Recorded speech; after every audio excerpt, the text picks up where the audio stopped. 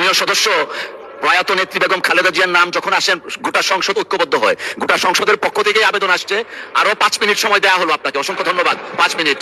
যেদিন বেগম খালেদা জিয়াকে অন্যায়ভাবে সাজা দেওয়া হয়, সেই সাজার রায় যখন ঘোষণা করা হয়, আদালত, পদন আদালত স্তব্ধ হয়ে যায়। সবাই বিস্ময়ে অভিভূত হয়। বিচারক বাদে নেমে গেলেন তড়িঘড়ি করে। সমস্ত সিনিয়র জুনিয়র আইনজীবীদের চোখের দিকে আপনি তাকিয়েছিলেন। সাংবাদিকরা অঝরে কেঁদেছিলেন, পুলিশ কেঁদেছিলেন, আইন শৃঙ্খলা রক্ষাকারী বাহিনী। এই অসম্মান অপমানকর পরিস্থিতি সেদিন সবাই বেদনাবিধুর হয়েছিলেন। আর বিচারক পালিয়ে গিয়েছিলেন। বেগম খালেদা যে অসীম পাহাড়ের মতো দৃঢ়তা নিয়ে দাঁড়িয়েছিলেন, তাকে যখন আমরা কোর্টে থেকে জেলখানার দিকে নিয়ে যাই, সেই দৃশ্য আমরা সবাই দেখেছিলাম। গোটা গণতন্ত্রকামী বিশ্ব পরের দিন জাতীয় পত্রিকা, আন্তর্জাতিক পত্রিকায় নিউজ কেন্দ্রে করেছিলেন। বেগম খালেদা জিয়াকে বন্দী করেছে, মানে বাংলাদেশকে বন্দী করেছিলেন। খালেদা জিয়াকে বন্দী করার পরেক্ষণে আমাকে ধরে কোথায় নিয়ে গেলেন? 41 দিন আমাকে রিমান্ডে রেখেছিলেন। এই ফ্যাসিবাদের এই সময়ে 3.5 বছর আমাকে কারাগারে সময় কেটেছে।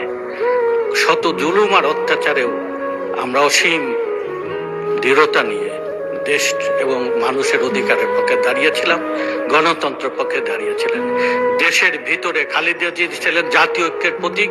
প্রবাসে থেকে তারেক রহমান রণাঙ্গনের লড়াইয়ের প্রতিটা সত্ত্বে নেতৃত্ব দিয়েছেন। আমি আবারও আপনার কাছে নিয়ে আসতে চাই, বাংলাদেশের এই চলমান রাজনৈতিক আন্দোলন, ছাত্র আন্দোলনকে যদি যৌক্তিক লক্ষ্যে নিয়ে যেতে হয়, উনি নির্দেশ দিলেন শ্রমিক শ্রেণী এবং গরিব মানুষকে যদি অকাতরে জীবন এবং সংগ্রামে যদি উদ্বুদ্ধ করতে না পারেন, তাহলে এই সংগ্রাম সফল হবে না। বাংলাদেশ বহুদিনের জন্য অবরুদ্ধ হবে ফ্যাসিবাদের ঘরে। আমরা দলে দলে শ্রমিক শ্রেণীকে উদ্বুদ্ধ করেছিলাম।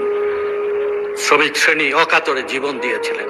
যে 2 সহস্রাধিক মানুষের জীবন দেওয়ার কথা বলা হয়, এর মধ্যে 70% বাংলাদেশের শ্রমিক শ্রেণী, গরিব মানুষ।